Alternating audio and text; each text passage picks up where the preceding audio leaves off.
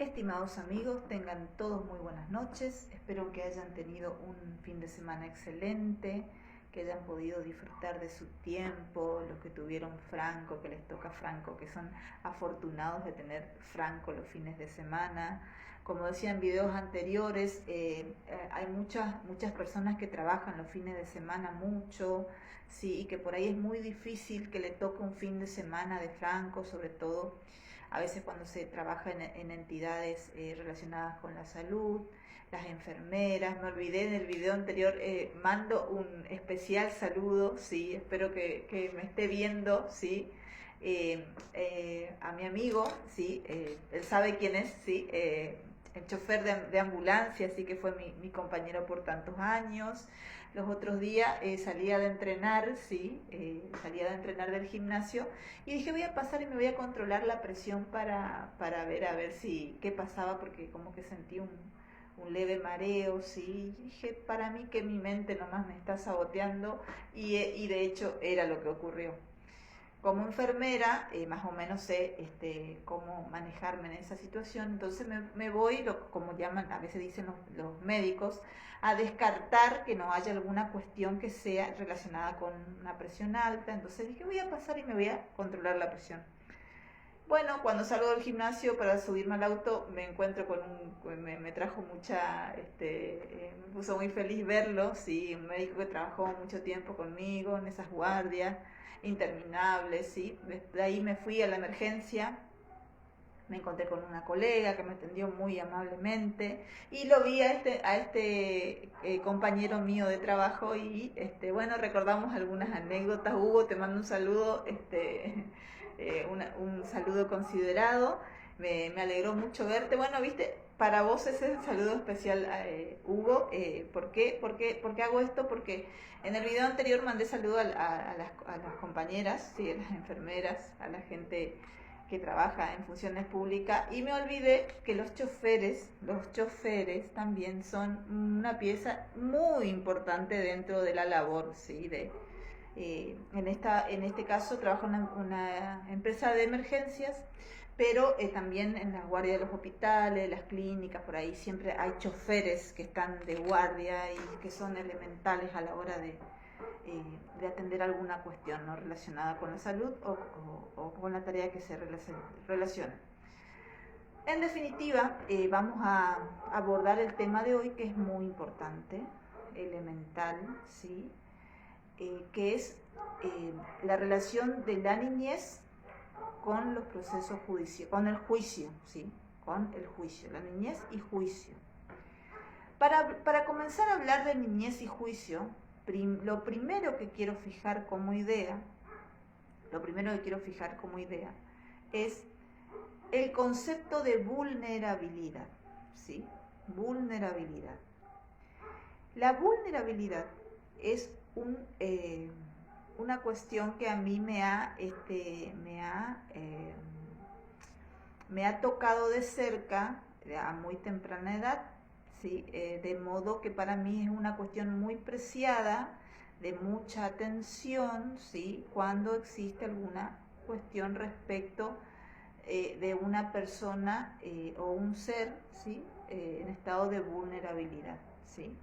Cuando digo ser me refiero, para que no queden cuestiones colgadas por ahí, me refiero a los animales, ¿sí? Por ahí vieron que por ahí, hoy por hoy yo creo que la gente se ha concientizado mucho, aunque siguen habiendo algunos casos de maltrato, pero no es el tema que vamos a abordar hoy en este video, ¿sí?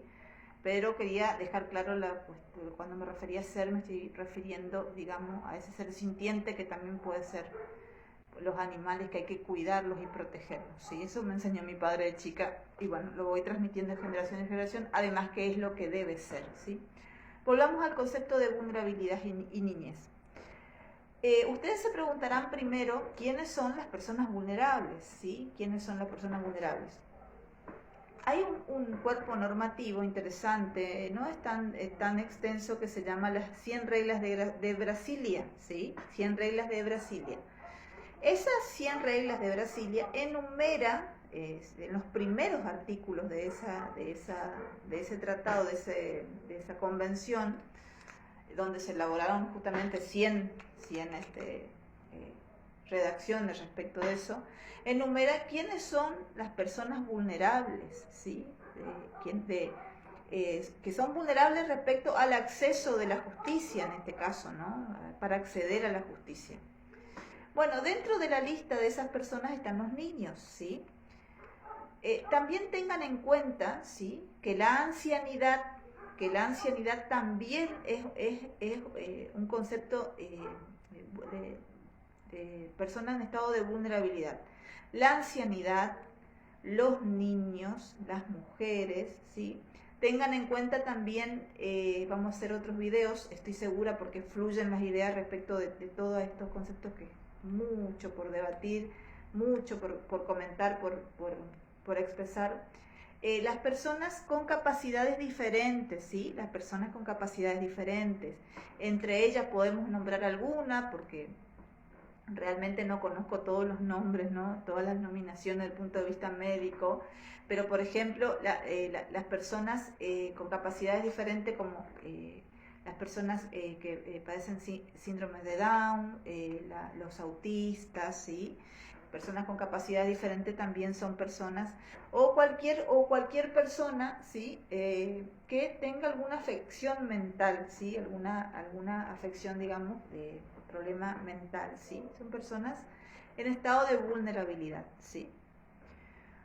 A veces, y no es errado pensar que el estado de vulnerabilidad significa una protección extra, ¿verdad? Cuando alguien está en un estado de vulnerabilidad, necesita ser cuidado. Entonces, el Estado lo que hace es velar por el bienestar de, en este caso, el niño. Vieron cuáles son las personas en estado de vulnerabilidad: los niños, los ancianos, las mujeres, según las 100 reglas de Brasilia. Lo que procura esa ley, pero hay cantidad, queridos amigos, de cuerpos normativos. Esas 100 reglas de Brasilia lo que tratan dentro de esas reglas es que esas personas tengan acceso a la justicia, ¿sí? Y usted me habla con palabrerío que yo no entiendo. Ahora le voy a explicar qué pasa diario, qué pasaba antes, porque ha cambiado mucho. Vieron que las leyes cambiaron. Cuando la sociedad cambia, la ley cambia, el derecho va detrás del hombre. Hay un dicho que dice de esa manera. ¿Qué significa? Que a veces nosotros, ¿sí?, los abogados, las personas que estamos trabajando, yo no trabajo en tribunales, pero las personas que están ahí afectadas a la ardua tarea de estar en un tribunal trabajando, por ahí estamos un poco muy acostumbrados, ¿sí?, a expresarnos. Por ejemplo, no sé, si alguien dice se trabó la litis, el abogado o el que está por ahí más o menos entiende, pero obviamente la persona que no es desconocedora no entiende qué significa se trabó la litis. Esto por dar un ejemplo, ¿sí? Bueno, ¿para qué sirven estas 100 reglas de Brasilia? Estas 100 reglas de Brasilia vienen a pedirnos a nosotros que bajemos un cambio respecto de eso, ¿sí? Hay otras situaciones, por supuesto, ¿no? Diversas situaciones, pero es uno de los ejemplos que puedo citar, en el sentido de que tratemos de que nuestro vocabulario sea accesible, ¿sí? Entonces, que se ve mucho a veces en las audiencias. La persona que está presidiendo la audiencia dice: si usted no entiende algo, me pregunte y yo le explico, ¿sí? ¿Por qué? Porque esta ley lo que viene es a tratar de que sea accesible al entendimiento, ¿sí?, de por qué se lo llama, qué rol debe cumplir en ese proceso, y todas esas cuestiones que tienen que ver a veces con dejar un poco de lado el lenguaje técnico, que por ahí tenemos mucho lenguaje técnico que es un poco muy cerrado, ¿sí?, y hacerlo más accesible a las personas que necesitan, ¿sí? Bueno, volvamos a la cuestión de niñez y vulnerabilidad. Se ve muchísimo, habrán notado en el video anterior, yo soy muy autocrítica por ahí, que me refiero mucho a la cuestión penal, el proceso penal y el proceso penal, y los psicólogos, si algún psicólogo ve este video va a entender lo que le digo, y tengo una cuestión de lapsus oral o lapsus del lenguaje, dicen, ¿no? En la literatura de psicología, que es, digamos, me surge, digamos, decir penal, pero a veces, por ejemplo, en la cuestión de testigos, pero creo que lo clarifiqué en el video anterior, el testigo es importante en todos los procesos, no solamente en el penal, sí, pero por ahí me sale penal porque penal es lo que está en mi inconsciente, sí. Bueno, retomemos la idea. Es tan diverso, ¿sí? Es tan diversa la cuestión en que un niño puede estar en un proceso, por eso vamos a dedicarle más de un video, ¿sí? Vamos a hablar ahora, me voy a sacar la toga del penalista, ¿sí? El traje del penalista, y vamos a hablar un poquito, ¿sí? Vamos a ir a la materia civil y vamos a hablar un poquito de lo que son los divorcios, ¿sí? Los divorcios. En general, cuando hay un divorcio, ¿sí? El que se suele ir deja de convivir, ¿sí? En la familia es el padre, ¿sí? Por lo general. Bien. Hay una cuestión en general, se ve a diario, es muy penoso, ¿sí? Pero en general, la cuestión de los ánimos de los papás, ¿sí? Si sos niña y me estás viendo, quiero expresarte, si sos niño, ¿sí? Para el derecho, el niño es hasta los 18. Y si no sos niña y pasaste por la situación, te voy a dejar este pequeño mensaje. El divorcio, ¿sí? No tiene nada que ver con vos, ¿sí? El divorcio es una cuestión de grandes, es el problema entre los grandes, ¿sí? Lo que pasa que a veces papá y mamá están tan abrumados, tan agobiados y se sienten tan mal, ¿sí? Por la situación del conflicto entre ellos, que no se dan cuenta que cometen el error, ¿sí? El grave error, ¿sí? Yo siempre suelo analizar esas cuestiones cuando salen los dictámenes, algunos dictámenes, digamos, psicológicos de los niños. Yo pienso que si la mamá o el papá supiesen el daño psicológico, y acá me voy a poner heavy, ¿sí?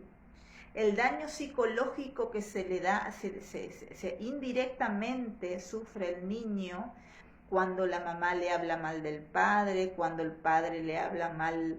Los niños son niños, pero ellos se dan cuenta de todo, ¿sí? Algunos son muy chiquitos, por supuesto. Hay casos en que son menores de 5 años, tienen muy poca percepción de lo que pasa, ¿sí? Pero sienten igual esa mala energía, ¿no? La mala vibra que dicen por ahí, ¿sí? Entonces, cuando surge la ruptura, ¿sí? La pérdida, ¿sí? En general, la psicología suele mencionar de forma muy triste, ¿no? Porque es triste saber esas cuestiones, que cuando el padre se va, uno es que el niño siente que el divorcio es de alguna manera relacionado con ellos, ¿sí? Y el papá y la mamá se ponen en ese conflicto. ¿Qué pasa después? El niño decae en la escuela, baja el rendimiento, comienza con conductas de violencia, ¿sí? Hay una famosa frase que una vez escuché y me quedó grabada, que es víctima de víctimas, ¿sí? A veces la rueda de la vida lleva a que una persona cometa un error y el otro lo reitere, y el otro lo reitere, y el otro lo reitere, ¿sí? Entonces, el niño es la víctima dentro no es un proceso penal, pero el niño es la víctima dentro de esa situación. Cuando el papá le habla mal, o cuando el padre, ojo con esto, cuando el padre le pregunta dónde va mamá, a qué hora, con quién llega en casa, el padre está afectando a su hijo, ¿sí? Cuando la madre le habla mal al niño de su padre, le está afectando de manera deliberada, ¿sí? Los chicos se dan cuenta, y hay un viejo dicho que decía mi abuela, el tiempo es un gran doctor. Nosotros tenemos que dedicarnos a hacer bien nuestra parte, ¿sí? Que el día de mañana, muchas veces he visto, y no quiero ponerme del lado de nadie porque también soy mamá y soy divorciada, ¿sí? Pero muchas veces he visto llorar a los padres en el despacho porque no pueden ver a sus hijos. Y también vi cómo las madres, ¿sí?, derraman sus lágrimas porque el padre se fue, ¿sí?, y no les pasa la ayuda alimentaria y la mamá se queda sola en esa situación. ¿Y quién no va a tener un desatino en una situación de presión? ¿Se entiende o no? ¿Sí? Todo es lindo cuando estamos todo bien, pero cuando la persona... Esto vale para todos los procesos y vale para todo en la vida. Vale para todo en la vida. Cuando la persona está sometida a una situación de presión, ¿sí?, es más claro y evidente que la persona va a responder de una manera que no lo hubiera hecho si no está bajo esa presión. No sé si se me entiende la idea. Entonces, abrumados por la ruptura, por la decepción, porque inconscientemente, quiera o no, se quiebra el plan de familia, porque yo estoy segura que una pareja que se junta para tener hijos, se casa o conviven, van con un plan para siempre, no van para estar no, pasan cosas.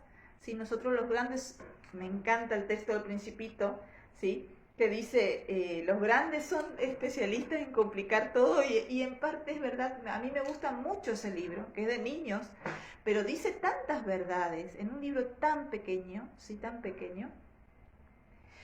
Entonces el niño queda inmerso, y tengan en cuenta lo que les voy a decir. El silencio del niño es el grito de su alma. El silencio del niño, el niño no va a venir a decirte mamá, quizás sí, pero cuando el niño comienza con agresión en la escuela, a bajar las notas, a tener conductas inapropiadas, a aislarse, es la pauta, de alguna manera. Yo no soy psicóloga, lo estoy hablando desde desde la experiencia del trabajo, ¿sí?, que es un común denominador. El niño comienza a manifestar su dolor de esa manera, ¿sí? No sé si se me entiende. Entonces, hay que tener mucho cuidado cuando en un divorcio, ¿sí?, comenzamos a hablarle mal al padre de la madre o la madre al niño mal del padre, ¿sí?, porque le estamos infligiendo un dolor a ese niño, lo estamos afectando y no nos estamos dando cuenta, porque si como madres nos diéramos cuenta, yo estoy segura que la mayoría, o me atrevería a decir todas las mujeres, no haríamos eso, porque no sabemos el nivel de afección, el nivel sí, de cuestión que puede ser afectado ese niño, que para completar es nuestro hijo, ¿sí? Entonces, en las cuestiones de divorcio, tenemos que volvernos un poco más conscientes en el sentido de que si el padre se va, no cortar el contacto por causa, y que la mamá entienda que la pelea entre ellos, el niño no se divorcia, el que se divorcia son los padres. Entonces no empezar, porque a veces sí, bueno, le dejo ir, sí, pero después cuando viene empiezo con esto, con lo otro, que tu papá esto, que tu papá allá, que tu papá, ¿sí? Así como la figura del otro cónyuge, ¿sí?, desaparece del universo cuando se separan las personas, las parejas, así tiene que desaparecer de la mente y sobre todo de la boca del padre o de la madre. Silencio. Hay un muy buen meme que suelen compartir, no sé si se llama meme, bueno, es un cartelito, le voy a decir yo bien ¿cómo es? Que he visto por ahí que dice: mamá, no me hables mal de mi mamá si son divorciados, o de mi papá, y tiene así el dedo sobre los labios con el señal de silencio, ¿sí? Porque afecta mucho a la infancia.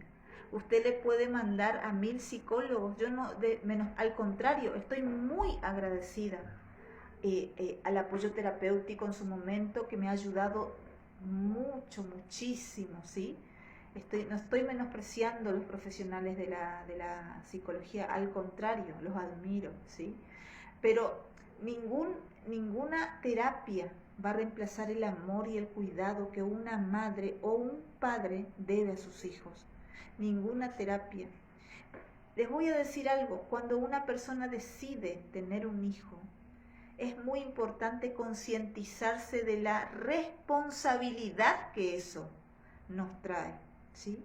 La responsabilidad del cuidado, de la protección, del amor, del tiempo, ¿sí? Del tiempo, a veces llegan cansados, no le dedican tiempo y después se desesperan la mamá y el papá.